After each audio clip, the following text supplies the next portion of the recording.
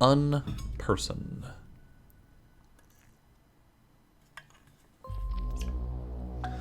Here we are again, after having stared into the abyss, let me just start that sentence over again. Here we are again after having stared into the abyss, not unscathed, but alive, and still with a job. I was able to keep us in the business. My superiors don't want to give up on Orwell just yet. Needless to say, we cannot afford to repeat a failure like yesterday. The TNB is already starting to tear us apart. This Nina character is the final member of Thought that we don't have concrete information on. Since she is the one who planned the protest at the Circle Mall, and now a bomb has been found there, she is now of special interest to us. Her stance towards law enforcement just gives us one more reason, as you found out yesterday. Focus on Nina, but keep watching all the others too. Ooh, ethics is for what? Ethics is for other people. Ethics is for... ethics is for me. I'm trying so hard in this playthrough to not be a monster, right? Like I didn't throw Cassandra under the bus or Juliet. I've been trying very hard to find the actual truth and only present that, but oof. Started Breath of the Wild and nearly forgot you were going to come by my stream. Well, hello, Orion. Welcome. All right. We have some new things. Let's start with the news. Headlines. Catastrophe strikes the Circle Mall, kills 1.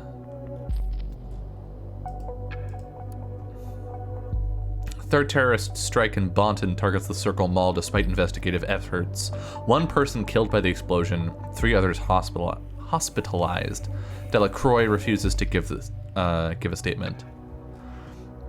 Yesterday evening, the Circle Mall in Bonton was hit by yet another terrorist bombing. Around 7:21 p.m., an explosive device detonated within the building, instantly killing a man and severely injuring 3 other persons. The interior of the mall was heavily damaged. Due to the attack, the Ministry of Security has ramped up police presence in the Bonton and Farview area. Catherine Delacroix, head of the ministry, is expected to come under fire from the media after previous claims that safety investigations measures would be sufficient to prevent any further attacks. Delacroix has refused to give a statement, but the entire Ministry of Security is under pressure to present investigative success and to bring the perpetrators to justice. Let's press back. One problem here is with our investigative strategy. So our investigative strategy at the moment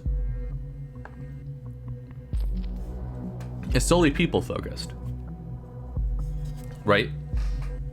We were given a suspect, Cassandra Watergate, at the beginning, who was present at the attack, and we have been working outward from this suspect, which is a strategy one can use to try and find a culprit for a crime. But another thing that might be faster and potentially more effective, like we sort of lucked into the fact that Cassandra was relevant at all. But a faster method would have been to figure out what the person perpetrating these attacks used to create the bombs, and figuring out where those materials came from and tracking the suspect down directly that way, because that works off of concrete for sure information, for one, as opposed to, well, maybe, and it cuts directly to the perpetrator, not having to weave through a network of people related to them. But that would make a much less interesting game. So, the national opinion, be on the watch. Column author Harrison O'Donnell reflects on last week's article and calls on the citizens of the nation to show courage in the face of terror. So let's get something abundantly clear to begin with. I feel bad. I feel like a fucking moron, and rightly so. In last week's No article, I blabbered about how some bombs would soon go off in Bonton or Farview. At the time, just to advertise my point of view. I'm truly sorry for everyone involved or affected by those terrible events. It was never my intention to ridicule or trivialize the attacks in Bonton. Well, if you've not been living under a rock, and a massive boulder at that, for the last couple of days, you absolutely must have heard that is pretty much exactly what went down. It's far beyond, I hate to say it, but I told you so. The fact that none of the announced bombings could be prevented by the new investigation methods naturally raised critical questions. How the hell is this possible at all when we have all the CCTV and new safety regulations out there? Why spend so much data or so much money for mechanisms that don't protect lives as they should? Why is there still no real suspect in sight, not even to mention in custody? These questions neglect one fact though. People killing asswipes are among us. They are our neighbors. They are like you. They are like me. Mind you, they are most certainly not like me. It's tough for cameras or other automated safety systems to recognize a criminal or terrorist before he actually commits a crime. They cannot look into houses and certainly, thankfully, cannot look into the soul of a passerby. We, the people of our great nation, must grow ever more vigilant. We ourselves must stand up for our safety alongside of high-tech security mechanisms, as those can only work in addition to our own perception. Let's not get intimidated and not back down to some shitheads thinking they can spoil our way of life. Report suspicious things going on as soon as you learn about them. It's your duty to the community, but mostly yourself. Loose lips can also sink terrorist ships, figuratively speaking. Interesting. This pro-security message is out of character for Harrison. But I mean, there's a core of truth here, right? This is part of why people are talking so much about community-centered alternatives to policing as opposed to police, is because you can't actually, like, pre-crime isn't a thing. It's just not a thing. Minority Report isn't real. The whole point of Minority Report itself was that it's not a thing, it's not real. And so the idea that systems of punishment and surveillance are the ideal investigative tools and crime prevention tools doesn't hold a whole lot of water, right? I personally haven't left my house much in this pandemic, and so I haven't seen a cop in months. So a cop running around with a gun, were I to commit a crime, a cop wouldn't have even been in the position to see that was going to happen. The people around me, the people that I live with, the friends that I talk to, are the people that would see warning signs and be like, yo, Dylan, are you okay? Right? Like, that is how that works. I'm regretting using myself in this hypothetical. But, you know, the point stands that community-centered approaches are more effective and also less likely to, like, randomly kill people. But one thing that is missing here is the sort of social and societal, I don't want to use the word incentives, pressures toward crime and terrorism. Like, these aren't acts that happen in a vacuum or because a person inherently lacks moral fiber or something. They are the result of people being pushed in directions by circumstances. So the thing that I believe, and many people are pushing toward, is that it is more effective to address systemic causes of crime, those being things like poverty, lack of medical access, things like that, things that put people in desperate positions, radicalize them, or sort of force them to do things they otherwise wouldn't do, to get rid of those issues, those pressures, and thereby keep people from ever being in a position to do that. Anyway, I'm going to hold off on this for now. Pro-security measures call some people to take care of their own safety. This feels a little contradictory to me, but it'll be a thing for us to note and go back to. Movie release endangered by lawsuit against director. Movie director Aaron sued by lead actors over breach of contract. Post-production of Grey Shadows Part 3 is on hold indefinitely. Release on Valentine's Day endangered. Oh no! It has been a tough wait for fans of the ongoing Grey Shadows saga. The final act of the trilogy has already been postponed several times for a multitude of reasons, and now there seems to be yet another real threat of delay added to the list. Rhubarb Productions, the studio behind 100 Grey Shadows, today announced that post-production duties would be suspended until further notice. It was then reported that the suspension was due to a pending lawsuit filed by the lead actors Mike McDeal and Betty Avon against the movie's director Sumi Shi Aran, who allegedly breached a clause in their contract. The agreement clearly stated that no images of the movie would be made public without explicit consent of both actors, which was not the case for the edited movie poster Aaron shared online. This of them kissing? Okay. That's a weird contract, but sure. This has put the expected Valentine's Day release in jeopardy. Fans have been taken to online message boards, sharing theories that the lawsuit and other holdups during production have been arranged to cover up the desolate state of the movie. As a result, the Rhubarb Productions Timelines profile has been bombarded with messages of anger, with rabid fans wanting answers.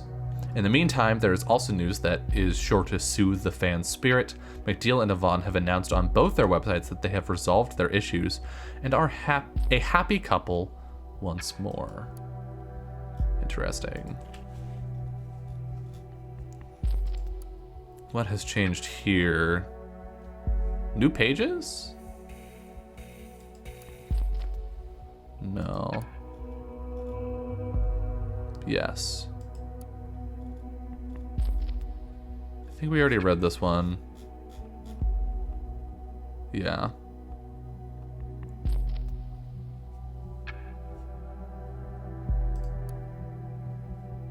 Okay.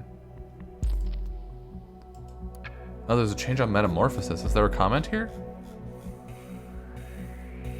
Let's see. Is it this? Maybe it was Hancock's page. Harrison O'Donnell's page.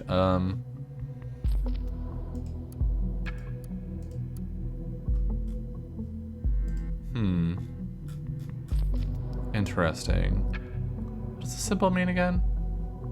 I don't remember. Is this options? Can you show me what the symbols mean? No. Okay.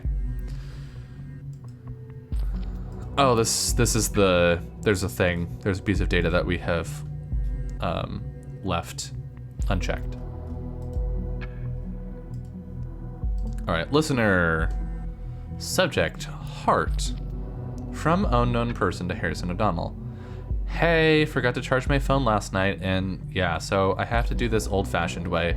I really wanted to thank you for the very nice evening. I haven't enjoyed myself so much in, well, ever, only to be topped by that night, that is. I was hoping you'd drop by CCC and come pick me up tonight. We can cook together, maybe watch something, and who knows, maybe continue where we left off. You in? Smiley face. Funny, I just realized that I've never been to your place, even after all these years we have known each other. So I figure you're hiding another love affair of yours there. Are you? Probably your ex, the one you've been talking about ever so often when I was around. Or this girl that always yammering on about how she despised the safety bill. Nina, I think? Oh. Come to think of it, for all that torment, you owe me big time. So I really, really demand to come to your place. Love you, Marka. P.S. If you're going to the city center today, please, please, pretty please take care of yourself with all the bombs and stuff. Don't stay any longer than necessary, okay? Nina. This is not new to me. Like, this isn't new to us, and I think this is relevant information to our investigation. Why would someone oppose the safety bill? We have the lowest crime rate in years, or possibly ever. I don't know, Symes. I can't imagine why. Our investigation has been going so well and has not hurt anyone. You and me, we have a job thanks to the bill. The only reason to not support it is if you have a dirty past. Well, I don't know about that, bud.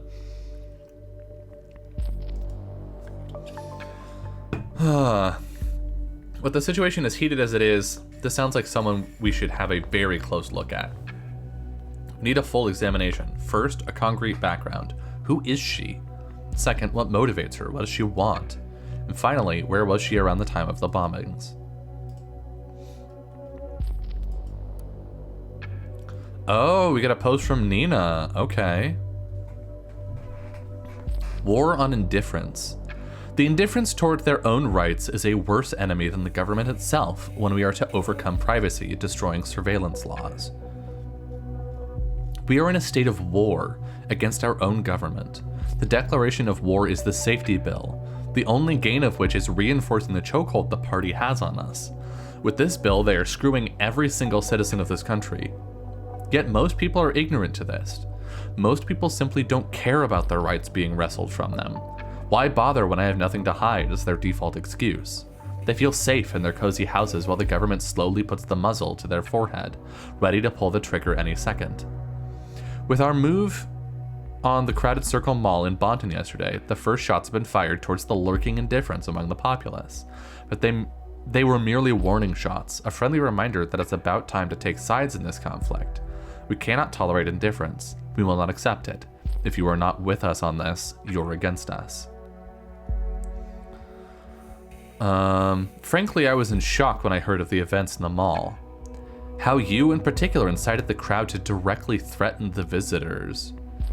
Now I am even more astounded by your writing. You know I agree people being oblivious in this matter is the problem's root. We have discussed this many times. We must get their attention carefully, though. Through interesting and remarkable events, we must make them think. Scaring them to death is the exact opposite. Scaring people is convincing them, Abe. People will only care about things that pose immediate threats to their life or lifestyle. Your own words. Surveillance is just too abstract a topic, too far away to grasp. They don't feel the danger of it, so we made them feel. It's as simple as that. Let us follow your argument for a moment. What did you achieve then? You just upset innocent bystanders in a time when they are already deeply unsettled. This is the exact reason why they are so afraid and yearn for safety in the first place. You've just proven them and the government right. Violence cannot be the key, and thought shall not stand for that. Violence? There was no violence. No one was hurt, frightened at best. Honestly, I think it wasn't even enough. We made some local press, but the big fish TNB didn't bite. No big deal at all. How are we going to reach the broad audience, the rethinking you wanted, if you're not willing to let us do something about it? Ladies, gents, can we all calm down a notch? Abe, you're totally right. We were fucking fire starters. We got a little bit carried away by the euphoria of finally getting our message out there. We didn't think straight for a moment. It's not going to happen again. Thanks for stabbing me in the back when I needed you most, Harry. This is not the right place for a discussion of this magnitude. We will have a word about it in our next meeting. Apologetic for the past events at the Circle Mall. Intended to scare visitors. Condemns violence. Intended to scare visitors. Yeah. Interesting. So Nina is a separate person. How do we... There we go. Let's put this in here. For all of his bluster, I just don't think that Harrison is a threat. He doesn't feel to me radicalized in the sense that a terrorist would be. He clearly holds some very strong opinions and positions, but he's so, I don't know. he's so performative. He's so macho dude all the time. He's very like, yeah, but the moment any pressure hits him, he caves. I don't really see him as a person who would, cause 3 separate bombings in as many days. Ha! Afterwards, they're clever and feel sorry about their actions. It's always the same. Fuck off, Symes.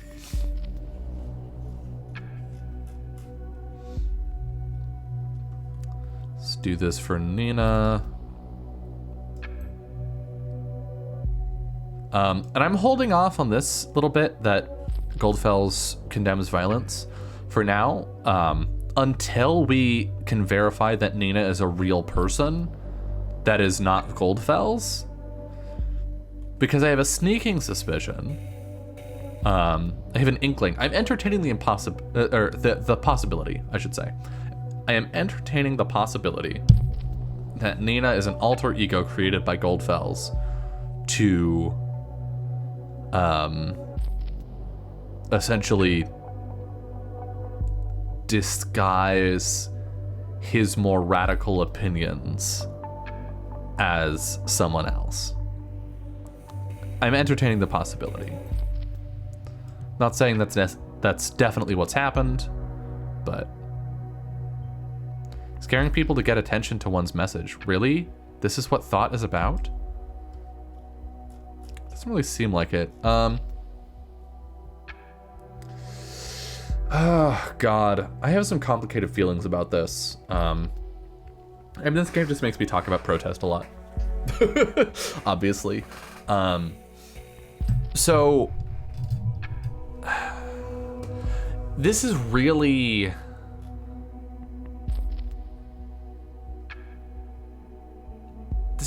weird. This, like, you incited the crowd to threaten the visitors. Like, that's a weird move that I would not expect. But this idea of scaring people, protest scaring people, people are scared. People with power or privilege are scared by protest just happening. The number of people that I see on Twitter, fortunately not people that I follow, but people that like reply to news articles and stuff who are like, they see a protest or news about a protest and they're like, I'm gonna die. It's just staggering. So like, there are some points here. Right? That like, the point of protest is to make the people with the ability to change things uncomfortable to the point where it is more convenient for them to change things than to leave them the way they are, right? In essence, protest is a threat, right? And revolution is sort of the thing that's being threatened along a very long chain of things. But protest is, in essence, a threat. Even quote-unquote peaceful protest. Any, like, civil unrest is a threat. It is mobilizing collective power against limited power in order to get limited power to do what you want to do. So there is a point here in that scaring people is convincing them. But the game isn't really giving us significant context on this. We're not being told, besides incited the crowd to directly threaten the visitors, like, who are these visitors? What, like, they're protesting the security bill, but why are they protesting a security bill at a mall? I don't know. It just feels a little undirected, I guess.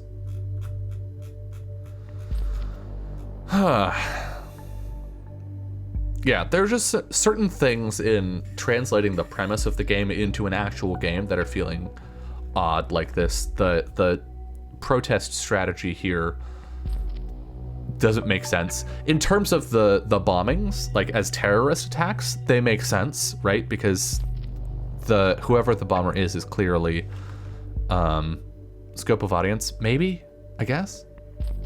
The bombings are clearly targeting areas of high traffic and high population, so they make sense as terrorist attack targets. It makes less sense as protest locations because the locations aren't related to the thing that's being protested.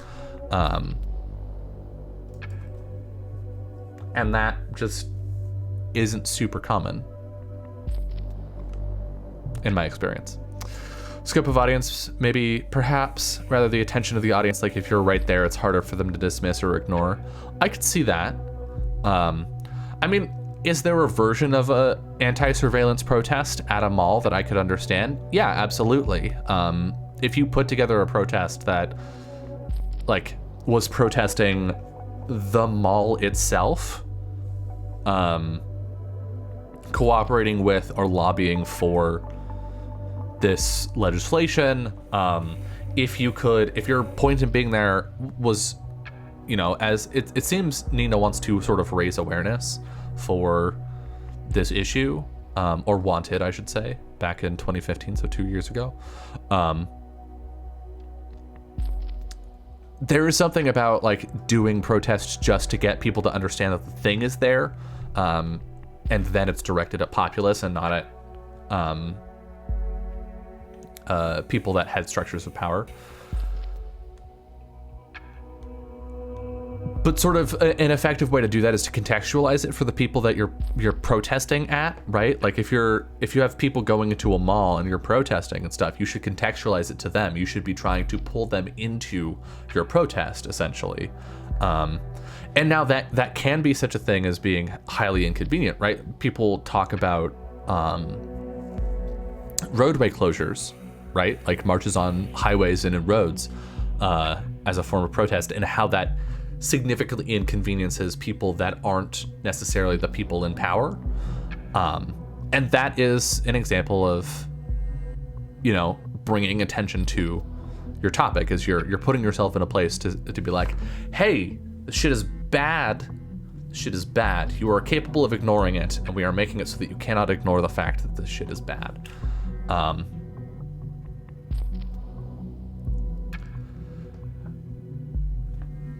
But that's different from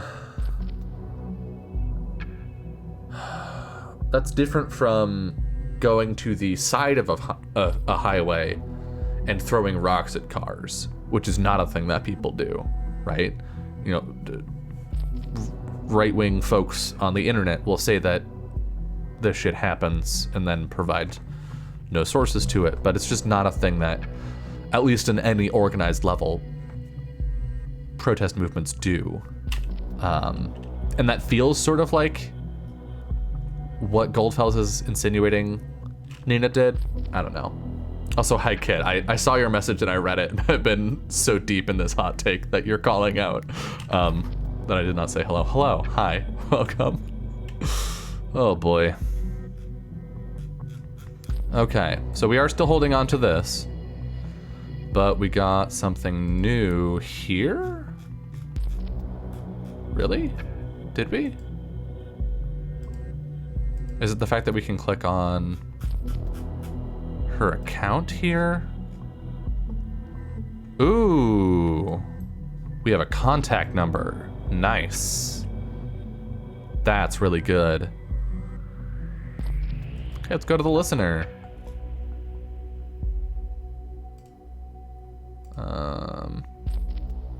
Rehart. Hey, kiddo. Kiddo? That's a weird term for someone that you're presumably boning. You're abso-fucking-lutely right. One could rightly call that evening mind-blowing, and of course I'll pick you up tonight. I like this continue you are talking of, and I think I am in need of it big time. But let's not stay at my place tonight. It's utterly unfit for a lady like yourself. No lovers hidden there. only not so hidden leftovers and laundry. Especially not Juliet. I haven't heard anything about that bitch in months. I'm done with her because I'm with you now, my Marka. Pinky swear. And Nina? You mean anything will set me off? Angry outburst, Nina? Don't even get me started on her. She was my partner in crime a while ago. So to speak. That's it. So, babe, see you around 8 straight tonight. Much love, H. My suspicion is that he doesn't want to take her back to his place because he lives in a trailer park and he's embarrassed about it. Which, like... God. Time for another hot take. Hot take. You should not be... No one should be judged for their living situation, frankly. If you feel that you need to hide where you live, like not necessarily like your specific location. Well, yeah, if you feel the need to hide where you live from the person that you're romantically involved with, that's not a good sign to me. If you cannot trust them with that information, then maybe you should find someone that you can trust with that information, right? Like, if your partner's going to be like, wow, I don't like you because you live in a place that's different from the place that I live in, then find someone else. Anyway, I'm not taking anything from this. I could potentially take this one, but I don't want to. Marka feels like really on the margins of this whole situation, and I don't want to pull her into this investigation until we need to. Nina talking to, hey, Sylv. Hey, Nina. Just wanted to ask if everything is fine. Yeah, don't worry. We're having a great time. Thanks for taking care, even though it's Saturday. Don't mention it. How are you feeling? Still shitty. Nina, I hate to say it, so don't hold it against me, okay? I'm fine.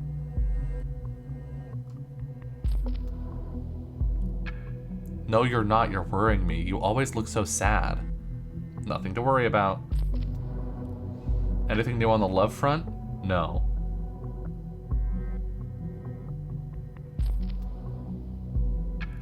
Only idiots on this singular portal thing you recommended, Sylv. Don't know how you got to find John among so much crap. I'm gonna remove the account.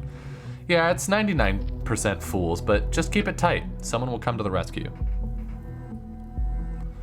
No thanks, I can rescue myself. Gotta work now. Thanks again, Sylv. Call you later. See you, girl, and cheer up. You look depressed. Have you boned lately? Oh, God. In this pandemic? Oh, goodness. I don't particularly like... Oh! I don't like how this game uses mental illness as an indicator of criminal intent, I guess, is the phrase I'm looking for. Like, the way it was handled with Cass was okay. It was pretty clear that Symes was making a bunch of assumptions, not that necessarily they were true. But it feels weird that this is coming up again. I don't know. I'm going to take this, that she is single, has a friend named Sylv, an account on this site that maybe we can look into. Welcome, singular. Don't be single, be singular. Continue to your profile. Hello, concerned one. Oh, we just logged straight in. Okay. All right, so Nina is a real person.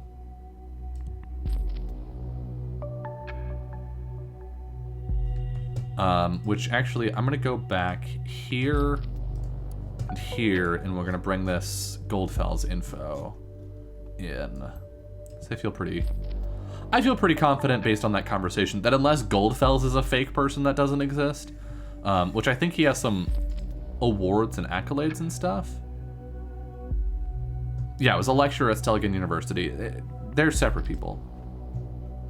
All right, let's go back to this. Great to see you again. It's a good day to fall in love. This is your public profile. Everything you enter here is visible for any visitor. Her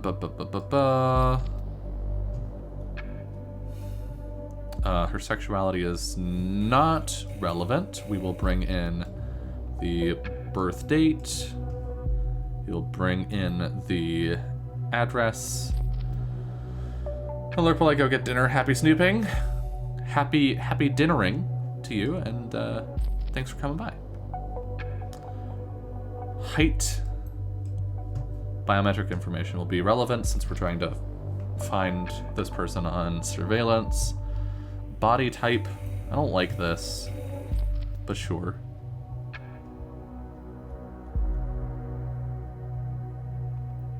Likes hiking, climbing, Asian food, the Beatles. Ah yes, the food of an entire continent. Does not like Suits, most movies, candlelight dinners, so don't even bother with that. Oh god. There really isn't much to say. If you'd like to get to know me, ask away. What is your problem with Suits, huh? Fuck off, shit. She's not gonna date you, Symes. Go to Jim. Jim knows how to train. Jim. Your opinions. What are you looking for most in a potential partner? True love, honesty, not fidelity. Interesting. Social connection, communication, humor, financial stability, huh? Independence, casual fun. How long do you wish for your next relationship to last? Forever, a couple of years, about a year, months. I'm only looking for a short-term relationship. Is this an actual... So I've never signed up for a dating site or an app. Honestly, a terrible dating profile. I know, right? I've never signed up for a dating service or anything. Is this a question that gets asked? Like, I can understand the, are you looking for a committed relationship or just something casual or like a one night stand or whatever. I can understand that separation, but like about a year, a couple of years, that's an actual question? Wild. I just sort of assumed that everyone was like, either I want something casual and short term, or I want a relationship forever. It'd be like I'm here for a few years for college, I guess. But then I'm leaving and I want it to be understood I'm not tying my future to anyone. That's a good point. That's a good point that does not at all apply to me and literally never has. Ooh.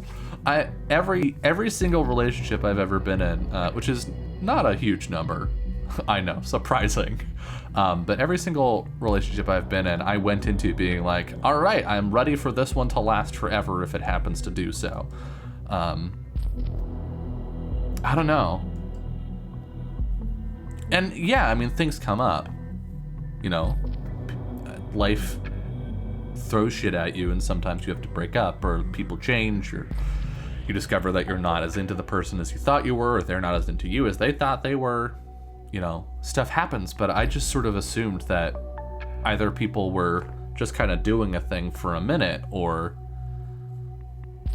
open to the possibility of a thing going forever. That's interesting.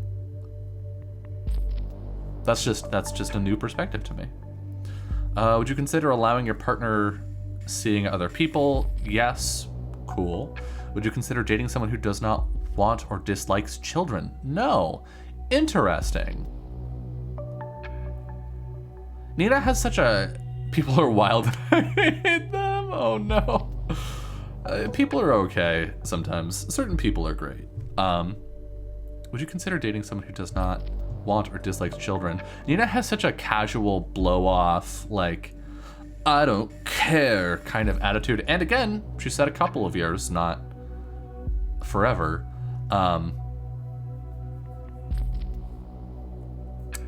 That I would not have expected children to be the deal breaker for her. This part bothers me. The dislikes children. I'm cool with people that don't want to have kids. Like, if I'm into someone and they're like, I would not want to have children someday, that's cool. That's their call. That's their choice.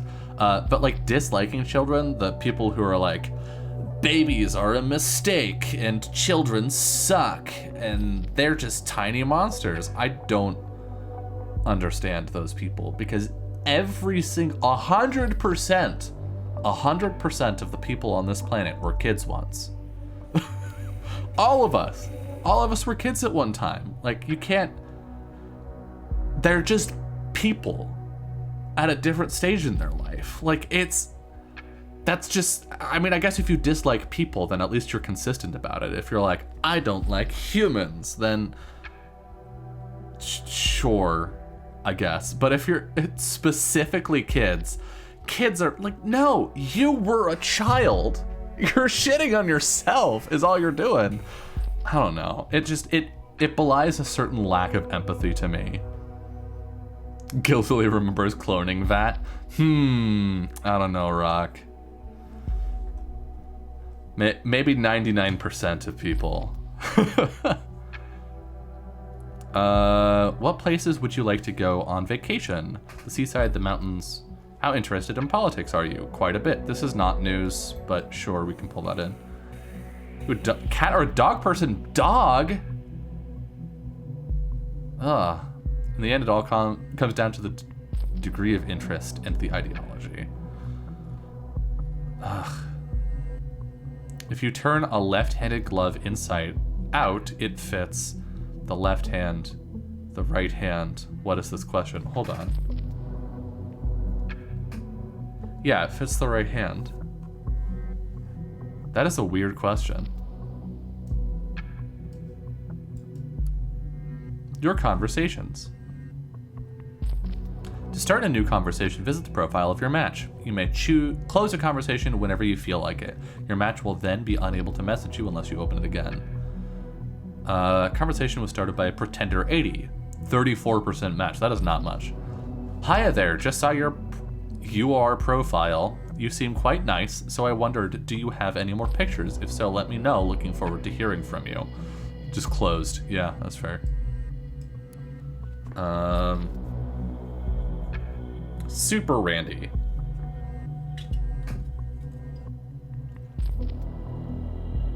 Is this a secret intelligence filter? It's just a weird question. I don't know, maybe. 68% match. Hey Blondie, I just came across your profile and I got stunned immediately by your striking beauty. I just had to message you. I wonder if you would spare some time for a lonely heart like me and go out with me sometime. We could go out and have a drink at Frank's. You know that one since you're from Boonton too, right? What about the weekend? Blondie, seriously? I don't recall anyone ever calling me Blondie, and I am an 80s child. What we thought was a dating profile is actually a CAPTCHA formed by someone who is extremely bored. Maybe. Great, me too. So when are we going out? We're not. Now I totally get why you are over 30 and still single, arrogant bitch. Jesus, Randy. Not so super Randy. Wise Sam. 87% match. Hi, concerned one. I just read your interesting profile. It left me dying for more information. Now, here I am, asking away like you requested. If you dislike candlelight dinners and movies as you stated, guys will probably have a hard time dating you. That makes me wonder, what is it that you would like to do on a potential first date? Of course, I could resolve to just ask you out to the local Chinese place around the corner and just abandon all the candle part of the dinner. Still, that does seem a bit straightforward. I could really use a helping hand here. Care to lend me yours? Cheers, Sam. There's a little bit in here that's a miss for me personally, but it's certainly a cut above Randy and Pretender. Hi Sam, it's kind of refreshing to read a decent message from time to time. If we were to go on a date, just ask me out to this local Chinese place you mentioned. I don't care much for dating rituals. By the way, name's Molly Schwartz. You can call me Molly.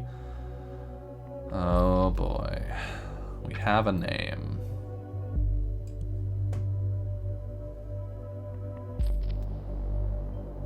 Molly Schwartz? She's using a fake name, and such a peculiar one at that. Hi, Molly. Oh, great. Suits me well, because no kidding here, I don't like this stuff either. I think most guys don't, though it's nice from time to not. It is nice from time to time, especially with the right woman. Speaking of which, I was hoping you could tell me a bit more about you, what the person behind the small picture and all those separate chunks of data is like. What does Molly do for a living? What does she do when she's at home? Does she live all alone, or is there somebody waiting for her? Does she often get to climb? Please, Molly, feed a fool craving for each bit of knowledge about you. Don't let me starve. Cheers, Sam. Hey, Sam, you're quite the dramatic guy, aren't you? Yeah, this dude's hamming it up a little bit. Why are we gendering frustration with the performative nature of modern dating? Yeah, I think that's fair. That said, in this particular conversation, I'm getting the impression that, I mean, we can't look at Sam's profile to confirm, but I'm getting the feeling that both of these people are straight. And so I think there's a, how do I put this? There is a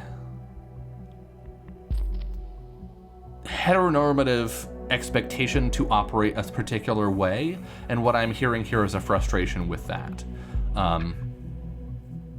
Are they using that phrasing? No, absolutely they're not. At no point is Sam like, I think a lot of men are frustrated with sort of the expectations put on them by a heteronormative society, and it's not a this game problem. Yeah, for sure. He's not using that language. I think in this particular case, they're really talking about themselves, and so I am less inclined personally to be like, they should be using more general language. You're quite the dramatic guy, aren't you? Anyway, here I go. I work whatever I find, aka temp work. Hope you weren't looking for someone with a shiny job title. I live in a small flat in between tons of industrial waste. You still with me? And indeed I don't live alone. There's a special someone in my life. It's a man, and he is very, very important to me. He's also the reason I don't get to climb as much anymore. Jealous already? Don't be, it's my son Michael. Oh, that's why that's a deal breaker. She has a kid. Oh no. Oh no, this poor kid. Okay. Oh God. I was already uncomfortable when we were dealing with digging through these adult stuff, but oh God, I don't want to fuck with a kid. A single mother, doesn't seem like the type to be involved with terrorist attacks. Doesn't. Not impossible, but opinions, financial stability, this makes sense because she has a kid. Who doesn't need a little bit of reliability in their lives? I guess there is a question. Oh shit, I missed a message. It's clear she's craving this for her son. Fuck. I skipped through a thing. Damn it. Oh well. Like, she's using an alias, I guess? Like, maybe, I'm not sure if Nina is her real name, or if, Molly Schwartz is her real name. Like, it's unclear. In which case, she might not have a kid, and she's just saying that to this dude. Like, she has created a persona for this website. I don't know.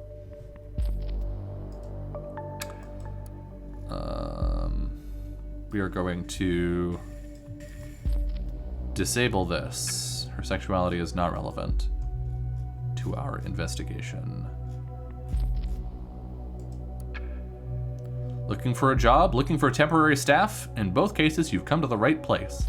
With WorkEasy, you have the nation's largest database of more than 47,000 reliable temp and part-time workers, and over 5,600 high-profile employers right at your fingertips. For convenience and safety, we offer escrow payments, connecting temporary employees with employers of many areas. Cool. Schwartz, Molly.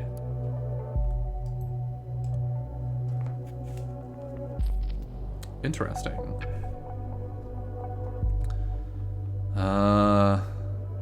This one could be relevant. We'll work 10 plus hours a day. We'll work nights, on weekends, on holidays.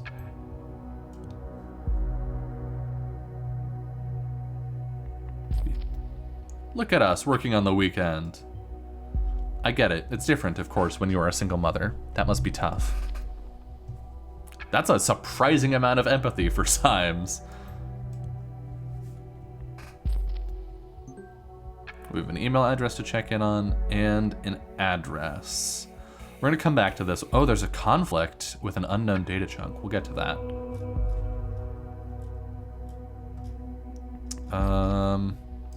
Cleaning.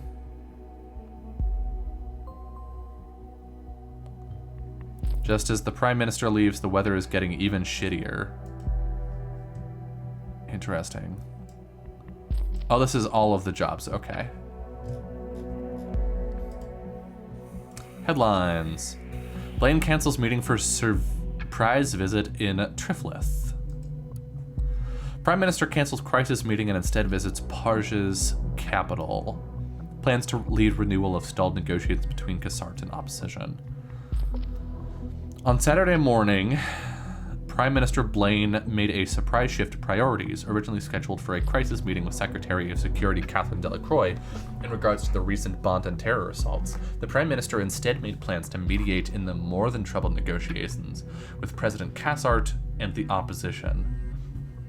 The original crisis meeting was removed from the official party website, and Blaine took a National Air Force flight straight to Triflith, the capital of Parges. As a government spokesman said, the Prime Minister has landed at Triflith International Airport about an hour ago and was promptly welcomed by President Cassart with military honors. This alone gave the opposition enough reason to once again question the impartiality of the Prime Minister and announced that Blaine would not be accepted as a proper mediator.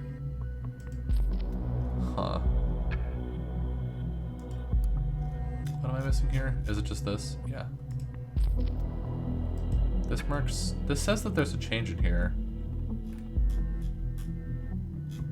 Do you want me to click this once?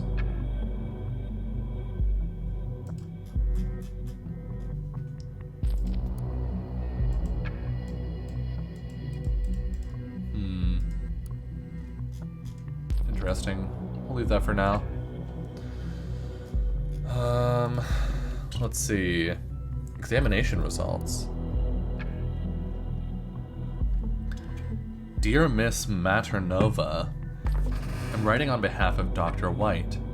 On your last visit at our office, a blood sample was taken. This was then sent in to the Bonton Central Hospital's laboratory for examination. I would like to inform you the results are now in. No pathological findings, all values are normal and more or less ideal. Regardless, Dr. White has asked me to remind you of his advice once again. Interesting. So Nina Maternova? And then this Molly name is an alias. Interesting. Got a patient number.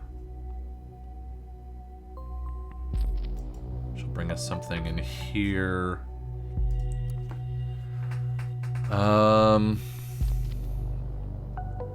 Date of birth.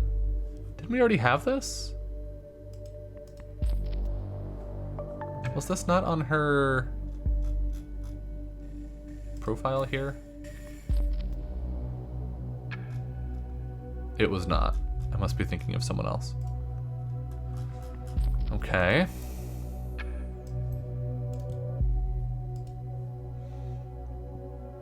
Industrial quarters, Bonton. Show conflict. Bounton Road in Farview. Interesting. I think... So my suspicion here... Well, let's scroll through and see if there's anything else. A leg injury. Interesting. The patient complains about pain throughout the left thigh and the upper leg. She describes this pain as searing, burning, sometimes bursting. The leg feels numb at times. Symptoms occur whenever the leg is stressed, releasing only when sitting or lying down. Symptoms started 9 days ago. I've asked the patient regarding the healed wound on her left upper leg, as no medical record existed in the database. She was evasive and gave no clear statement about the wound's origin.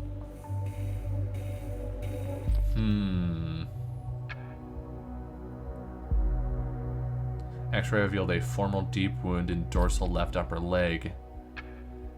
Wonder if that's a bombing injury? Pain is most probably due to a prior inflicted wound on dorsal left upper leg, compressing or damaging the nervus cutaneus femoris lateralis. Symptoms are similar to those of myalgia paresthetica. A medical leave with strict rest until the end of April 2017 has been suggested. The patient has been strongly advised to favor the leg to avoid further complications. Spiron 400 milligrams has been prescribed with the following annotation: take 2 times a day after meals. Advised patient to come back if symptoms do not improve after 14 days. Let's take this. Ouch, the info might come in handy though.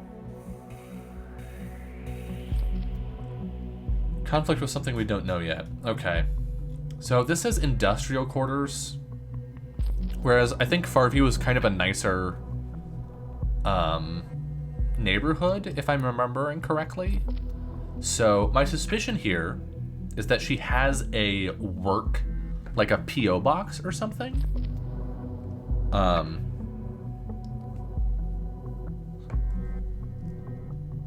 In the nice part of town to make her look better, right, to employers, to be like, I don't live in a shitty part of town. But she did say to dating site guy that she lived between 2 piles of industrial waste. So this is consistent with that information, and I don't see as much reason for her to lie to her doctor.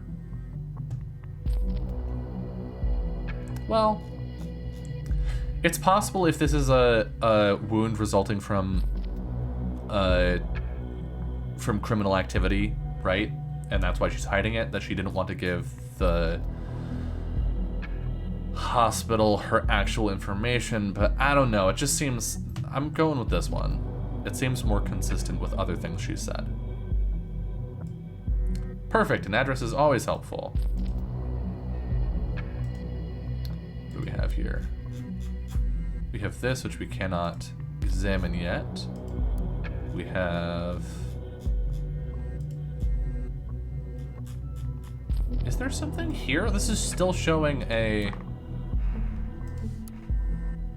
Oh, see recent jobs and employer feedback. Oh. Employed 2 days ago for cleaning and groundskeeping, a very reliable and hard worker. That, I think... There's a conflict where?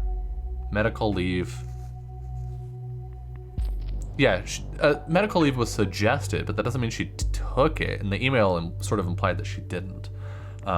This also would give her an alibi, I think. I'm gonna hold on to these. Employed April 2nd. When were the bombings? I think they were the 14th and 13th, maybe? She certainly has not been on leave.